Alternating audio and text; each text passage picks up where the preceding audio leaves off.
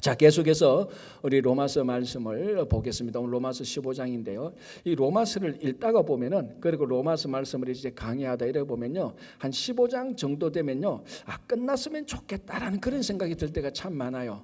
읽어봐도 앞에서 했던 말, 사도 바울이 앞에서 했던 말 좀 비슷한 말 같기도 하고, 이런 생각이 딱 드는 시점이 로마서 15장입니다. 그러나 우리 약간만 더 힘을 내면은 로마서 15장 21절까지 보면요, 요게 이제 바울의 메시지가 21절로 끝이 납니다. 그리고 로마서 15장 22절부터 15장 끝까지는 바울의 선교 스케줄이 나옵니다. 바울이 원래 선교 스케줄은요, 서바나까지 가는 겁니다. 서바나가 지금의 스페인 아닙니까?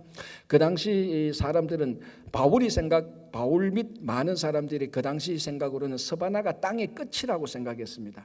그래서 그 당시는 그 지구가 둥근 게 아니고 평평하다고 생각했으니까, 그리고 서바나, 그래서 지금의 스페인 어느 지점에 가면 툭 떨어질 것이다. 그게 땅 끝이다. 그리고 그까지 복음을 전하러 갈 것이다. 그 가는 길에 로마를 들르는 거죠. 로마를 들르는 거죠. 여러분, 그 지도를 보면은 예루살렘이 있고 로마가 있고 스페인이 있지 않습니까? 그래서 이제 쭉 들러 가는 그런 이제 스케줄을 얘기하고 있습니다. 그리고 로마서 16장을 보면 이제 안부 인사를 물으면서 여러 이제 안부해야 될, 그리고 안부하는 사람들의 명단이 쭉 나옵니다. 그러니까 이제 메시지는 15장 21절로 끝이 나니까 약간만 더 사도 바울이 권면했던 메시지를 들어보면은 우리들의 믿음이나 교회에 큰 유익이 있을 것 같습니다. 자, 1절 앞부분을 제가 한번 봉독해 드리겠습니다. 믿음이 강한 우리는 마땅히 믿음이 약한 자의 약점을 담당하고, 이렇게 되어 있습니다. 자, 믿음이 강한 우리가 이미 로마서 14장을 통해서 로마 교회의 하나의 문제점이 있다는 것을 알았습니다. 그게 뭐냐면 믿음이 강한 자와 약한 자의 갈등.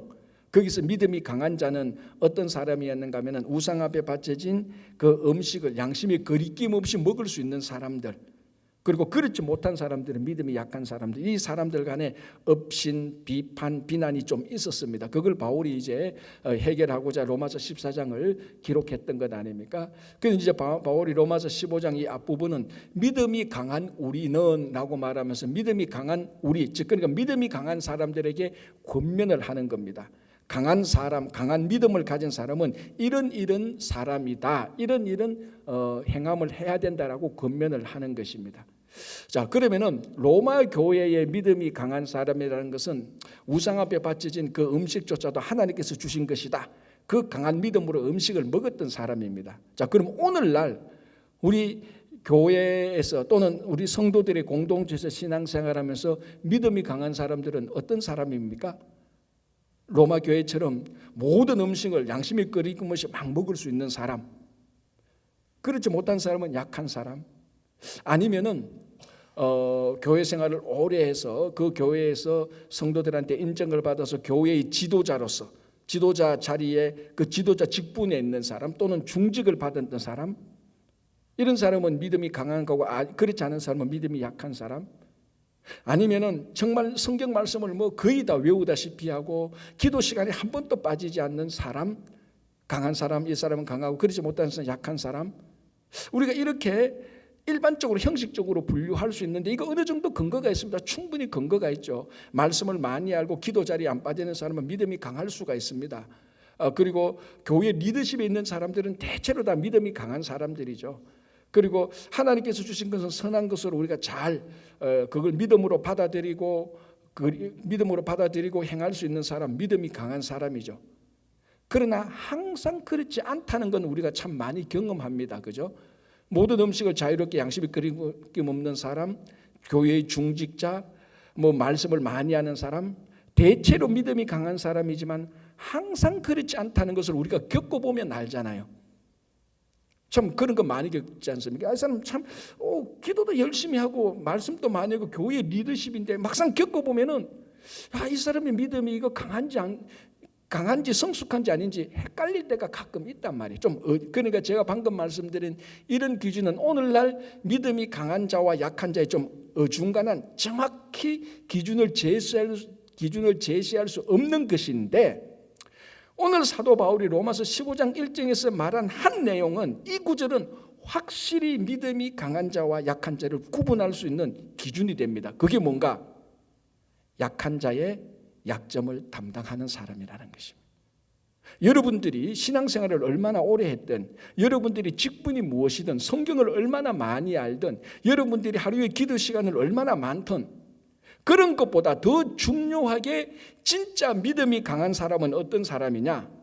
약한 자의 약점을 공격하지 않고, 그걸 파헤치지 않고, 그걸 덮어주고 그걸 담당할 수 있는 사람이 믿음이 강한 사람이라는 것입니다. 그러니까 믿음이 강한, 이렇게 우리가 봐도 되죠. 어떤 사람이 믿음이 강한 사람이냐? 약한 자의 약점을 담당하는 사람이 믿음이 강한 사람이라는 겁니다. 뭐 같은 말이겠지만 믿음이 강한 사람이 약한 자의 약점을 담당하는 것이지만, 말을 표현을 다르게 말하면은, 누가 목사님 믿음이 강한 자입니까? 우리 친구 교회에서 누가 믿음이 강한 자입니까? 바울은 이렇게 말할 겁니다. 약한 자의 약점을 담당하는 사람이다, 이렇게 말을 하는 것입니다. 그런데 세상은 그렇지 않다는 겁니다. 여러분, 세상에 살아가는 원리, 경쟁의 원리가 뭡니까? 상대방 또는 약한 자의 약점을 파헤쳐가지고 그 약점을 잡아가지고 그 약점을 이용하거나 그 약점을 공격해서 상대방 약한 자를 무너뜨리고 경쟁에서 내가 승리해서 내가 강한 자가 되는 것입니다. 그러니까 사도 바울이 약한 자의 약점을 담당해서 믿음이 강한 자의 이 신앙의 원칙과 세상에서 세상의 강한 자의 원칙하고는 완전히 반대되는 것입니다. 세상 사람들은, 특별히 정치판에서는 상대방 약한 자의 약점을 잘 잡아가지고, 약점 하나 딱 잡아가지고 계속 이용하고 그걸 공격하는 겁니다. 그래서 내가 강한 자가 되는 거예요. 그런데 믿음의 강한 자는 완전히 반대죠. 성도들의 또는 약한 자의 약점을 발견했다면 그걸 덮어줄 줄 알고 그 약점을 돌봐줄 줄 아는, 그게 믿음이 강한 자라는 겁니다. 그 미국의 유명한 정치 소설 가운데 모두가 왕의 사람들 또는 모두가 왕의 부하들, 이렇게 번역되는 정치 소설이 있습니다. 거의 뭐 영화로도 많이 나왔는데요. 그 소설은 실제 루지애나 주의 주지사였던 한 사람을 모델로 하는 건데요. 그 소설의 주인공은 그 스타크라는 루지애나 주지사가 주인공이에요. 이 사람이, 그러니까 처음에는 굉장히 신선했고 굉장히 진짜로 정치적인 비전을 가지고 올바르게 정치를 했는데, 이제 나중에 가면서 불륜도 생기고 이제 타락하기 시작하는 겁니다. 이제 그걸 이제 계속해서 공격하는 사람이 그 루지애나 주의 현직 판사거든요. 그러니까 이 스타크의 눈에, 현직 판사가 눈에 가시거립니다. 그래서 현직 판사를 제거하기 위해서 자기 오른팔과 같은 잭 버든이라는 사람에게 이런 명령을 내립니다. 바로 그 판사의 약점을 찾아와, 그렇게 명령을 내립니다. 그런데 이 판사가 그 루지애나 주에 굉장히 존경받는, 그리고 지나간 과거에 오점이 없는 그런 훌륭한 사람이라는 것을 이 잭 버든이라는 사람이 너무나 잘 아는 겁니다. 왜냐하면 이 사람은 신문 기자였거든요. 그래서 이 잭 버든이 그 스타크에게 말합니다. 주집사님, 그런 일을 할 수 없습니다. 저분은 오점이 없습니다. 약점을 찾을 수 없는 굉장히 훌륭한 사람입니다 라고 이런 식으로 말을 할 때, 이 스타크라는 주지사가 잭 버든에게 이런 유명한 말을 합니다. 제가 한번 읽어드릴게요. 인간은 죄악 속에서 수태되고 부패 속에서 태어나 냄새나는 귀저귀에서 시작해서 악취 풍기는 수의로 옮겨가지. 뒤져보면 언제나 뭔가 있어. 이렇게 말을 합니다. 굉장히 예리한, 인간에 대한 예리한 통찰이죠. 이 예리한 통찰을 한마디로 말하면 이렇게 말합니다. 이렇게 정리할 수 있죠. 야, 인간은 다 죄인이야. 다 죄인이기 때문에 찾아보면 약점이 반드시 있어. 그 약점을 찾아와. 그리고 그 약점을 공격해. 그러면 우리가 승리할 거야. 이 말이라는 것. 그런데 실제로 잭 버든이 그 현직 판사의 이 말을 듣고 현직 판사를 샅샅이 뒤집니다. 샅샅이 뒤졌는데 진짜로 과거에 뇌물을 받았던 경력이 드러나고 재정 그 금전 문제에 오류가 있다는 것을 결국 찾아내는 거죠. 약점을 찾아내는 거죠. 그러니까 자기를 공격하는 그 스타크가 자기를 공격하는 현직 판사의 그 약점을 가지고 도로 이제 또 반대로 공격하는, 그래서 승리하는 그런 내용들이 나오는 겁니다. 이 정치 소설이죠. 소설이지만 실제로 있었던 일이고 우리가 사는 정치판, 아니 굳이 뭐 정치판이 아니라 할지라도 직장에서도 이런 일은 늘 허다하게 일어납니다. 근데 경쟁 상대를 넘어뜨리기 위해서 약점을 찾아서 그걸 이용하거나 그걸 가지고 협박하거나 그 약점을 계속해서 공격해서 자기가 경쟁에서 승리하는 사람. 자, 오늘 여러분들이 이 친구교회 예배 드리러 왔는데 예배 드리면서 오늘 설교를 통하여서 내가 오늘 기도를 통하여서 세상에서 내가 지금 미워하는 사람인데 그 사람의 내가 약점을 찾아서 무너뜨리고 싶은 그런 마음으로 오신 분은 아무도 없을 겁니다. 만약에 그렇게 오셨다면 이 자리에 오는 것이 아니고 정치판이 기웃거리거나 뭐 정치 소설을 읽으면 될 겁니다. 그렇게 오신 분은 없을 겁니다. 오히려 반대로 사도 바울이 건면한 것처럼 내가 믿음이 약한데 내가 좀 성숙하기를 원하는데 믿음대로 살고 싶은데 그런 간절한 마음이 다 기본에 깔려 있는 것 아닙니까? 자, 이런 우리들에게 바울은 말합니다. 약한 자의 약점, 좀 더 크게 말하면 상대방의 약점을 들추어내지 말고 그 약점을 알았다면 그걸 공격하지 말고 그것을 덮어주고 그것을 돌봐줘라. 당신이 누구든지 간에 그렇게 한다면 당신은 믿음이 강한 사람입니다 라고 권면을 하고 있는 것입니다. 그러니까 내가 성경을 몰라도 성경을 많이 알지 못하도 신앙생활을 몇십 년 안 해도 오늘부터 이 마음을 품고 상대방의 약점, 약한 자를 돌봐주고 그들을 공격하지 않고 감싸준다면 하나님은 우리를 믿음이 강한 자의 부류로 인정해 주시는 것입니다. 자, 그러면 믿음이 강한 자가 되어서 뭘 할 것이냐? 그게 바로 뭡니까? 믿음이 강한 자가 하는 건 뭡니까? 공동체를 세우는 것 아닙니까? 자, 여러분 아무리 아름다운 가정, 아무리 배우자, 남편과 아내가 그 도시에서 가장 훌륭한 두 사람이 결혼을 했고 누가 봐도 축복받은 가정이라 한다 할지라도 그 남편과 아내가 서로의 약점을 공격한다면요, 그 가정 무너지는 것은 시간 문제입니다. 우리 주변에서 언론을 통해서 그런 것들을 얼마나 많이 봅니까? 모든 사람들의 축복 속에 결혼을 하고 정말 저 두 사람은 가장 완벽한 배우자야라고 그렇게 언론을 통해서 많은 사람들에게 축복 속에서 결혼을 하고 살아가는데 몇 년 지나면 깨지는 소리가 막 들립니다. 알고 보니까 여러 가지 이유겠지만 가장 중요한 이유는 뭡니까? 서로가 서로의 약점을 계속해서 공격하는 겁니다. 서로가 서로의 약점을 공격해서 이룰 수 있는 가정은 지구상에서는 하나도 없습니다. 직장도 똑같고요, 교회도 똑같습니다. 어떤 교회가 좋은 교회냐? 그 지역에서 가장 사람이 많은 교회, 그 지역에서 가장 신분이 높은 사람들이 모이는 교회, 그 교회가 좋은 교회냐? 그럴 수도 있겠죠. 그러나 그 지역에서 가장 사람이 많이 모이고 그 지역에서 가장 신분이 높은 사람이 모였다 할지라도 그 교회 구성원들, 교회 성도들이 서로서로 약점을 공격한다면 그 교회 무너지는 것 한순간입니다.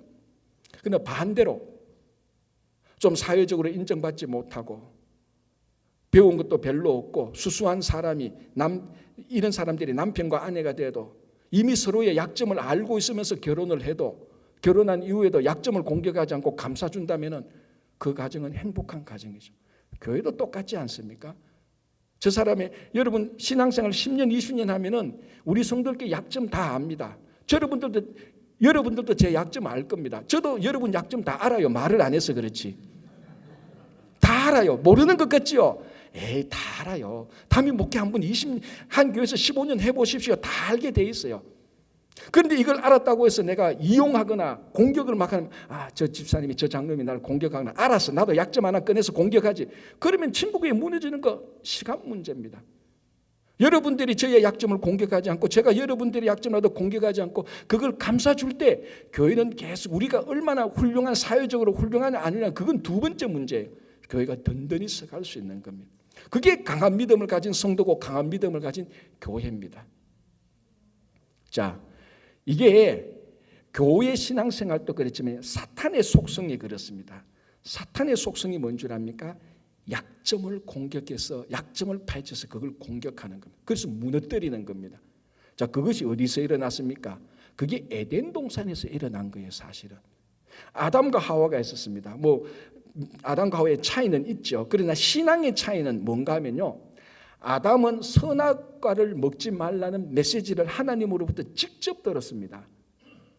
그러니까 아담은 선악과를 먹어서는 안 된다는 것은 100% 확신합니다. 왜? 하나님으로부터 직접 들으니까. 그런데 하와는 어떻습니까? 선악을 알게 하는 열매를 누구한테 들었습니까? 자기 남편에게 들었어요. 여러분, 이게 어떤 한 명령을 당사자한테 직접 듣는 거하고 전에 듣는 거하고요, 듣는 사람은 강도가 다릅니다. 하나님한테 선악을 알게 하는 열매를 먹어서는 안 된다라고 들었던 아담은 그 열매를 먹어서는 안 된다는 확신이 100% 있는 겁니다. 근데 하와는 아담을 통해서 들으니까 그 1%, 2%가 떨어지는 거예요.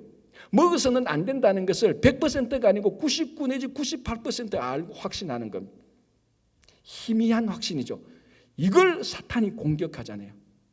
사탄이 하와를 공격할 때 뭘 공격합니까? 선악을 알게 하는 열매를 진짜 먹지 말라고 하더냐. 하와의 유일한 신앙의 약점, 그걸 사탄이 공격하는 거예요. 그래서 그 약점을 공격하고 파헤쳐서 드러내서 결국 하와를 무너뜨리는 겁니다. 그리고 아담을 무너뜨리는 거죠. 그래서 상대방의 약점을 공격하고 약한 자의 약점을 담당하지 않는 것은요, 이게 사탄의 속성입니다. 자, 예수님은 어떻습니까? 이게 마태복음 8장 17절에요. 예수님의 사역, 예수님의 품성에 대해서 이렇게 말하고 있습니다. 제가 그대로 봉독해 드릴게요.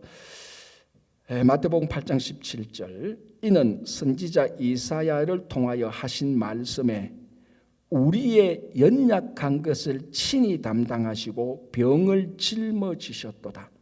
그러니까 예수님에 대해서 이사야 선지자가 어떻게 예언을 했는가 하면 그는 우리의 연약한 것을 친히 담당하셨다. 여기서 연약한 것은요, 오늘 로마서 15장 1절에서 약한 자의 약점이라고 말 때 요 약점이란 말하고 연약한 거하고 헬라가 똑같은 단어예요. 똑같은 단어.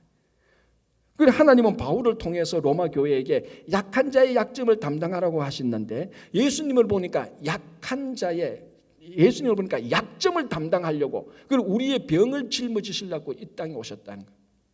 사탄은 우리의 약점을 공격했는데 예수님은 우리의 약점을 담당하시고 덮어주고 그 약점 때문에 영원한 지옥에 들어갈 수밖에 없는 그 인간의 죄인의 약점을 덮어주고 구원해 주시고 돌봐주기 위해서 예수님께서 이 땅에 오셨다는 겁니다. 그러니까 여러분, 우리가 이것을 신앙적으로 보면은 약한 자, 상대방의 약점을 공격하는 것은요, 전부 다 사탄의 전략에 빠져서 다 그렇게 하는 겁니다. 세상은 다 그렇게 사는 거예요. 그러나 믿음이 강한 사람은 그 약점을 무시하지 않고 약점을 조롱하지 않고 그것을 덮어줄 줄 알고 돌봐줄 줄 알 때 그 사람이 믿음이 강한 사람이고 믿음이 좋은 교회라는 겁니다. 자, 1절 중간부터 3절 중간까지 제가 한번 읽어드리겠습니다. 봉독하겠습니다. 자기를 기쁘게 하지 아니할 것이라. 우리 각 사람이 이웃을 기쁘게 하되 선을 이루고 덕을 세우도록 할지니라. 그리스도께서도 자기를 기쁘게 하지 아니하셨나니.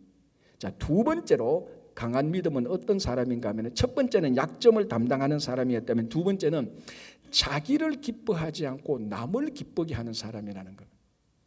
참 이거 어떻게 보면 부담이 되죠. 아니, 내가 기뻐야지 내보다 남을 기쁘게 하는 것. 자, 그런데 이 예수님의 사역을 한번 보십시오. 여러분, 성경을 볼 때 복음서를 보면 예수님의 사역과 성품이 잘 나타났는데 제가 한때는 이런 질문이 생겼던 적이 있습니다. 자, 예수님께서 이런 말씀을 하셨지 않습니까? 여우도 굴이 있고 공중에 새도 거처할 곳이 있는데 인자는 머리 둘 곳이 없다라고 말했습니다. 우리말로 하면 인자, 예수님은 어떤 사람이라고요? 홈리스란 말이죠. 머리 둘 곳이 없으니까. 물론 예수님이 경제 활동을 하신 건 아니에요. 그러니까 처음에는 예수님께서 뭐 직장을 다닌 것도 아니고 비즈니스 하신 것도 아니게 홈리스가 맞네라고 생각을 하긴 할 수 있지만 한번 생각해 보십시오. 여러분, 예수님의 능력은 하나님의 전능하심을 그대로 가지고 있었어요. 자, 갈릴리 가나에서 혼인잔치에서 물로 포도주를 만드는데 그 포도주를 먹었던 사람이 평생에 이렇게 좋은 퀄리티 있는 포도주를 먹어본 적이 없다고 말을 했습니다. 그리고 우리가 저는 오병이어의 기적, 그걸로 남자를 5,000명을 먹이고 12강주를 남았습니다. 자, 여러분들이 이런 능력이 있다면 홈리스로 살겠습니까? 없으니까 홈리스로 살 수는 있겠지만은, 물로 최고의 포도주를 만들 수 있는 사람이 집 한 채 마련을 못 하겠어요? 오병이어 그 조그만 떡과 조그만 물고기 가지고 5,000명을 먹이도 남는데 식당을 차려도 수백 개를 차릴 수 있지. 뭐 재료가 듭니까? 뭘 듭니까? 오병음이 있으면 막 만들어내는데, 이건 이렇다 치고 예수님은 각종 병자를 다 고치셨어요. 귀신들을 쫓아내고 무엇보다는 뭔가 죽은 사람을 살리셨어요. 여러분, 혹시 우리 뉴욕에 죽었던 사람이 죽었던 사람을 그 병원에서 의사가 고쳤다고 하면 그 병원이 어떻게 됐습니까? 대박이 날 것 아닙니까? 자, 예수님은 그런 능력이 다 있단 말이죠. 실제로 하셨단 말이죠. 우리 시스템으로 말하자면 엄청난 세계 최고의 병원을 차릴 수도 있고 세계 최고의 식당들을 막 브랜치로 몇십 개씩 만들어내도 가능할 수 있는 예수님이 집이 없어요. 제가 이렇게 말하니까 질문이 되죠. 왜 그래? 그런 생각이 좀 들죠. 왜 그럴까요? 그러면은 이유는 간단해요. 예수님은 그 능력을 자기를 위해서 안 썼기 때문입니다. 그 모든 능력을 남을 위해서 쓰십니다. 우리를 위해서 쓰신 건 자기를 위해서 쓰신 게 아니에요. 남을 기쁘게 하기 위해서 쓰신 것입니다. 그래서 오늘 15장 3절에 그리스도께서도 자기를 기쁘게 하지 아니하셨다라고 말합니다. 여러분, 하나님께서 우리들에게 주신 모든 달란트는요, 여러분 착각하시면 안 됩니다. 모든 달란트는 참 희한하죠. 내게 주신 달란트는 나를 위한 게 아니에요. 남을 위한 거예요. 왜? 억울해요? 억울해요? 저는 억울하지 않아요. 저는 달란트가 별로 없으니까. 여러분들에게 주신 모든 달란트는 여러분을 위한 게 아닙니다. 남을 위한 겁니다. 이 억울하지 않죠? 그러면 상대방의 좋은 달란트는 그거 나를 위한 거야. 그렇게 우리가 볼 수 있잖아요. 그게 천국의 모습 아닙니까? 예수님께서 그렇게 하신 겁니다. 하나님의 능력을 가졌는데 자기를 위해서 안 쓰신 거예요. 그 결과가 자기는 홈리스예요. 머리 둘 곳이 없어요. 그래도 예수님은 원망하고 불평하지 않으셨다는 겁니다. 이게 믿음이 강한 사람이라는 겁니다. 약한 사람을 말하는 것 아닙니다. 자, 그러면은 목사님, 나를 위해서 달란트를 쓰고 나를 위해서 나를 기쁘게 하는 것이 그렇게 잘못됐습니까? 아니에요. 자기를 기쁘게 하는 것이 잘못도 아니고 죄도 아니에요. 자, 우리가 처음 신앙생활 할 때는 나를 위해서 오는 건 아닙니까? 내가 예수 믿으니까 너무 좋은 거예요. 내가 예수 믿으니까 예배 드리니까 너무 좋은 거예요. 내가 기쁜 거예요. 내가 막 회복이 되고 내가 치유되고 내 삶의 목적이 생기는 거예요. 우리는 다 그렇게 시작합니다. 그게 잘못도 아니고 죄도 아니에요. 그러나 강한 믿음을 가지기 위해서는 나를 위한 자리에서 떠나서 남을 위한 자리로 가야 되는 겁니다. 만약에 여러분들이 난 강한 믿음도 싫어, 그러면은 나를 위한 자리만 머물러 있으면 됩니다. 성숙한 자리는 아니죠. 믿음이 약한 사람의 자리입니다. 그러나 오늘 15장은 믿음이 강한 믿음이 강한 사람에게 말합니다. 믿음이 강한 사람은 남을 위해서 기쁘게 하는 것. 결국 그것이 궁극적으로는 우리 모두를 기쁘게 할 수 있는 것입니다. 자, 하나 더 보겠습니다. 세 번째 강한 믿음은 뭔가 하면요, 15장 3절 중간에 이렇게 되어 있습니다. 기록된 바 주를 비방하는 자들의 비방이 내게 미쳤나이다 함과 같으니라. 자, 오늘 15장 1절에서 3절은 강한 믿음 또는 성숙한 믿음을 말하는데 첫 번째가 뭐였습니까? 약한 자의 약점을 담당하는 겁니다. 공격하는 것이 아니고, 두 번째는 나만의 기쁨을 위해서 하는 것이 아니고 다른 사람의 기쁨, 공동체의 기쁨을 위해서 달란트를 쓰고 삶의 목적을 두는 것이 강한 믿음입니다. 세 번째는 뭡니까? 직접적으로 말은 안 했는데 강한 믿음을 가지기 위해서 강한 믿음이 되는 사람들은 결국 비방을 당할 수밖에 없다는 것입니다. 자, 오늘 사도 바울이 15장 3절에서 시편 69편을 인용했는데요.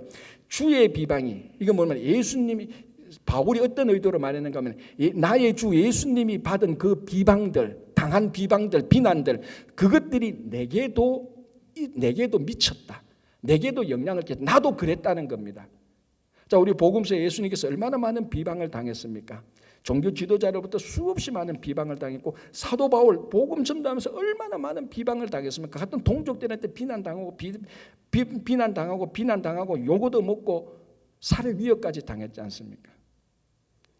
믿음이 성숙하고 강한 믿음을 가지는 자에게는요, 반드시 비방이 따릅니다.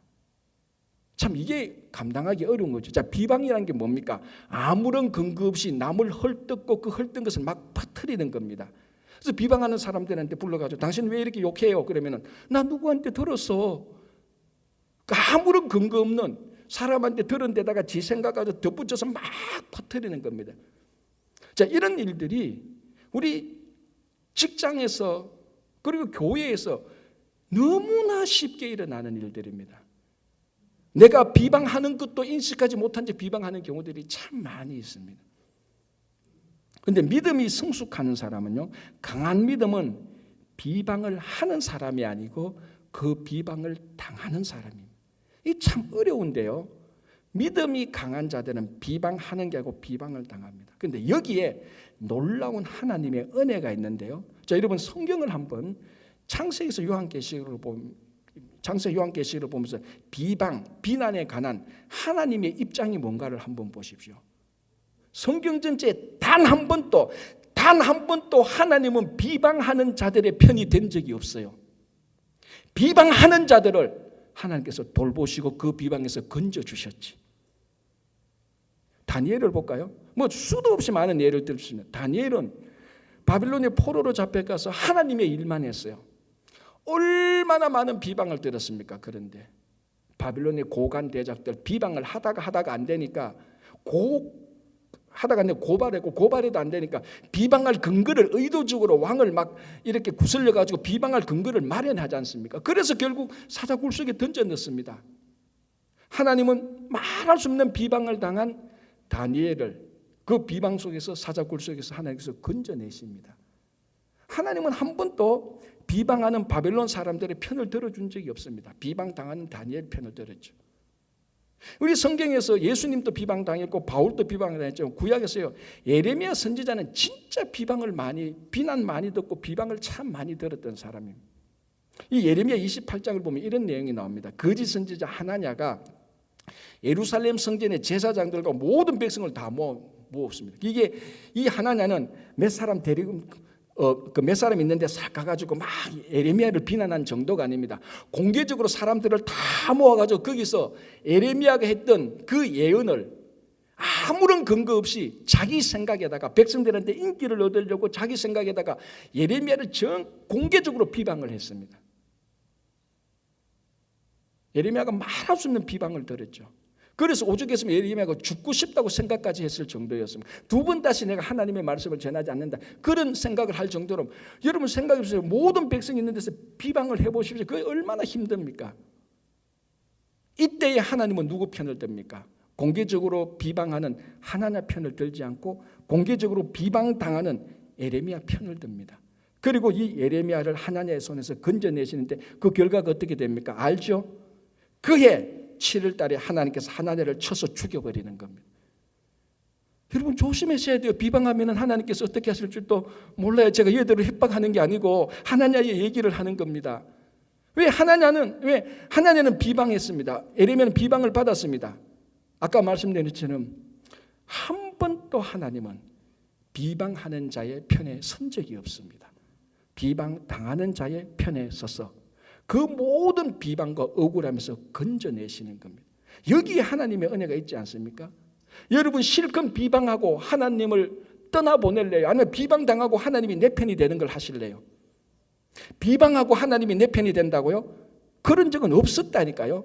그렇게 얍삽한 머리를 돌리면 안 돼요. 비방한다면 이 순간부터 하나님은 내 편이 안 된다고 생각하시면 돼요. 그러나 정말 비방당하면 거기 하나님의 은혜가 있다고 생각하시죠. 왜? 하나님이 내 편이 되시는구나. 내 편이 되시구나. 그 비방당한 것을 공격하지 않고 반격하지 않고 그것을 참고 기도로 견딜 때 거기에 놀라운 하나님이 여러분의 편이 되는 은혜가 있다는 겁니다. 그게 믿음이 강한 자 아닙니까?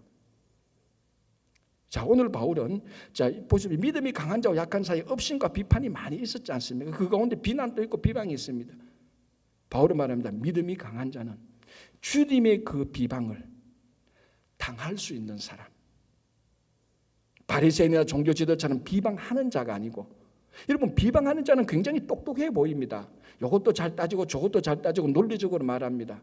그 사람이 믿음이 성숙한 것 같죠? 천만에 하나님은 그 사람의 손에서 다 떠난 겁니다. 비방당하는 자는 굉장히 어리숙하게 보여요.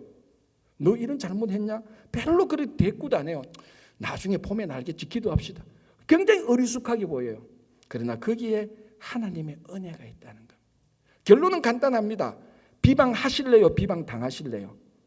비방하시면 하나님을 떠나보내는 겁니다. 그런데 여러분들이 혹시 지금 여러분들이 직장이나 가정이나 여러분들이 있는 공동체나 혹시 주의 일을 하면서 비방당하는 자가 있거든요.